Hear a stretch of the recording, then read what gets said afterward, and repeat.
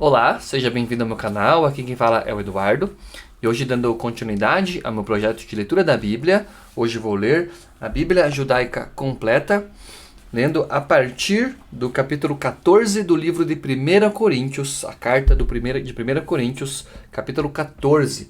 Ontem eu li os capítulos 12 e 13, e hoje capítulo 14, que começa da seguinte forma no versículo 1. Procurem o amor. Entretanto, continuem buscando com avidez as coisas do Espírito. Procurem especialmente a habilidade de profetizar, porque quem fala em uma língua não se dirige às outras pessoas, mas a Deus, porque ninguém é capaz de entendê-la, pois fala de mistérios pelo poder do Espírito. No entanto, quem profetiza fala às pessoas para as edificar, encorajar e confortar. Quem fala em uma língua edifica a si mesmo, mas quem profetiza edifica a congregação. Desejo que todos vocês falem em línguas. Todavia, meu desejo maior é que profetizem. Quem profetiza é maior do que quem fala em línguas, a menos que forneça a interpretação para que a congregação seja edificada. Irmãos, suponham que eu me dirija a vocês falando em línguas. Como posso beneficiá-los a menos que eu lhes leve revelação, conhecimento, profecia ou ensino? Mesmo no caso de um instrumento sem vida, como a flauta ou a harpa, como alguém reconhecerá a melodia se uma nota não for diferente da outra? Se o toque do clarim não for distinguível, quem se preparará para a batalha? O mesmo acontece com vocês. Como alguém poderá saber o que dizem, a menos que usem a língua para produzir palavras inteligíveis? Vocês estariam falando com o ar. É verdade que existem muitos tipos de sons no mundo, e nenhum deles é totalmente desprovido de sentido. Contudo, se eu ignorar o significado do som de alguém, serei estrangeiro para quem fala, e também quem fala será estrangeiro para mim. Da mesma forma acontece com vocês. Pelo fato de buscarem com avidez as coisas do Espírito, procurem de forma especial a capacidade de edificar a congregação. Por isso, quem fala em uma língua deve orar pelo poder para interpretá-la. Pois, ao orar em língua, meu espírito ora, mas minha mente permanece improdutiva. Então, o que fazer? Orarei com o espírito, mas também orarei com a mente. Cantarei com o espírito, mas também cantarei com a mente. De outro modo, se vocês agradecerem com o espírito, como alguém que ainda não recebeu muita instrução será capaz de dizer amém ao fim da oração de graças, se não entender o que foi dito? Sem dúvida, vocês deram graças a Deus, mas os outros não foram edificados. Agradeço a Deus por falar em línguas mais do que todos vocês, mas em uma reunião congregacional, prefiro dizer 5 palavras com a mente a fim de instruir outras pessoas a falar 10.000 palavras em uma língua.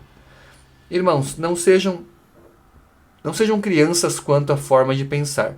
Sejam crianças em relação ao mal, mas no tocante ao pensamento sejam adultos.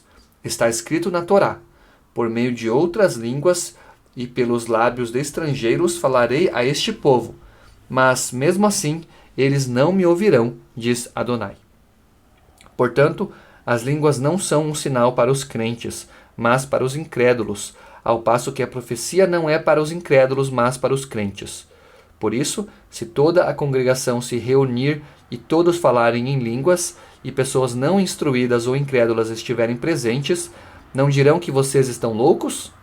No entanto, se todos vocês profetizarem, e algum incrédulo ou não instruído estiver presente, ele será convencido do pecado por todos, e será levado a juízo por todos, e os segredos do seu coração serão conhecidos.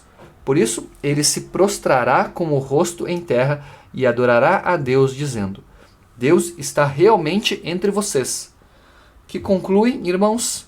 Todas as vezes que vocês se reúnem, que todos estejam prontos com um salmo, ou um ensinamento, ou uma revelação, para usar o dom de línguas ou de interpretação, mas que tudo seja feito para a edificação.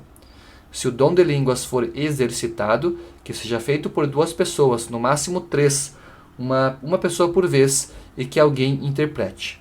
Se não houver ninguém presente com a capacidade de interpretar, as pessoas que falam em línguas devem manter silêncio enquanto a congregação se reúne.